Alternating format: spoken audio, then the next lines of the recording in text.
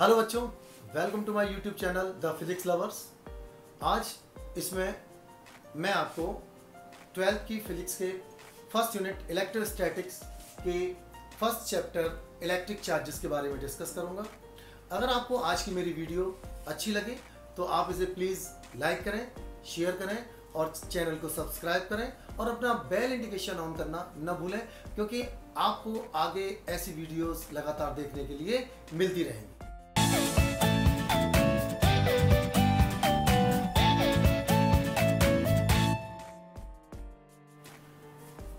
आज का पहला टॉपिक है चार्ज। चार्ज क्या होता है, फर्स्ट ऑफ ऑल हम इसके बारे में बात करेंगे। अगर दो बॉडीज हैं वो जो चार्ज्ड हैं, हम अगर चार्ज की बात करते हैं तो अगर पूछा जाएगा what is the charge, so then answer is charge are of two types, negative charge and positive charge. लेकिन ये हमने टाइप्स बता दी चार्ज की, ये नहीं आया कि what is the charge. It is the property of a body by virtue of which this body attract or repel the other body, or you may say that the property by which the body exert an electric force on the other body। आपका next topic है electronic theory of charge. जैसा अभी मैंने आपको बताया था कि charges are of two types, first positive charge and second negative charge. अब मेन पॉइंट है कि how they can be produced, उन्हें हम कैसे प्रोड्यूस करते हैं, ये टोटल समझना इलेक्ट्रॉनिक थ्योरी ऑफ चार्ज कहलाता है। इसके लिए सपोज हमने एक मेटल प्लेट ली, metal plate A which is electrically neutral, it means it has same number of protons and electrons. Suppose it has 7 electrons and 7 protons। हमने एक another metal plate ली B,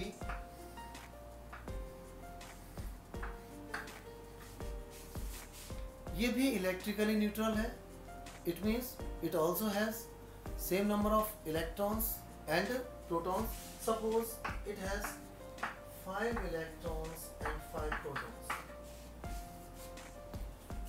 जब हम इन्हें रब करते हैं, when we rub these two with each other, then energy produce होती है। उस एनर्जी के प्रोडक्शन से इलेक्ट्रॉन्स एक्साइटेड होते हैं, क्योंकि हम जानते हैं एटम के अंदर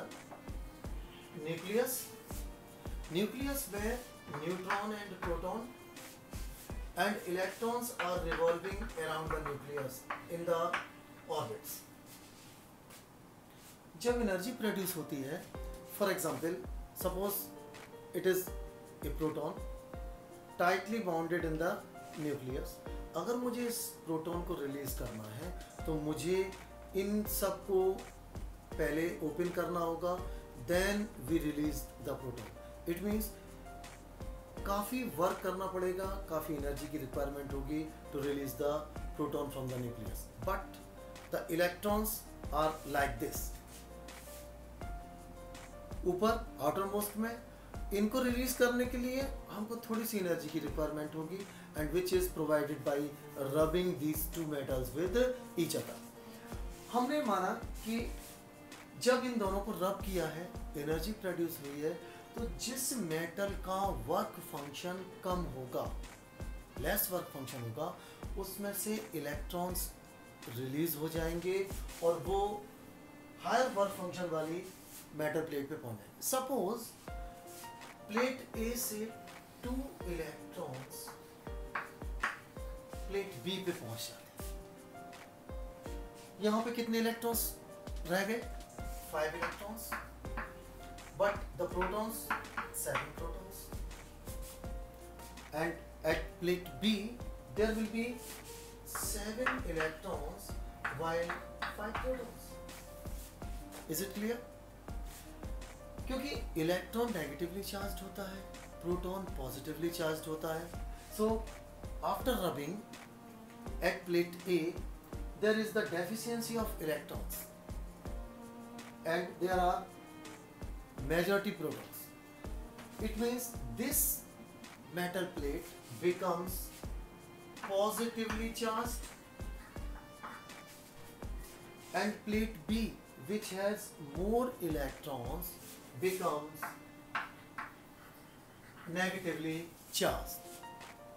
ठीक है? So we produce positive as well as negative charge on these plates A and now from this we may conclude that only electrons are responsible for the charge, not the protons, because only electrons are moving from one plate to another. So the first conclusion is only electrons are responsible for the charge. Second conclusion वो क्या निकलता है?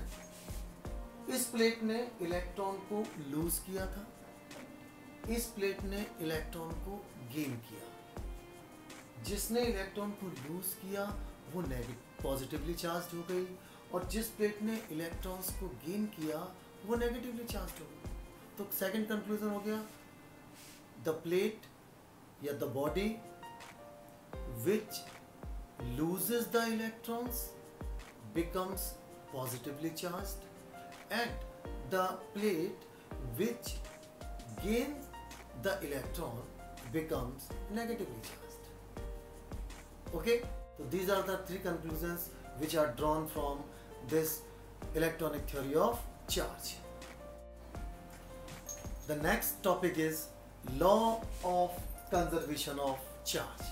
जैसा कि हम पढ़ चुके हैं पहले भी कि the law of conservation of energy, उसमें क्या होता था कि the energy neither be produced nor be destroyed but it can be transferred from one form to another. हम उसे ट्रांसफॉर्म कर सकते हैं एक फॉर्म से दूसरी तरफ। In the similar way the law of conservation of charge, charge neither be produced nor be destroyed but it can be transformed from one type to another type. Okay, for example, मैंने अभी आपको पिछले वाले topic में बताया था कि charge को हम कैसे प्रोड्यूस करते हैं। मैंने दो मेटल प्लेट्स ली A और B, मैंने इनको रब किया।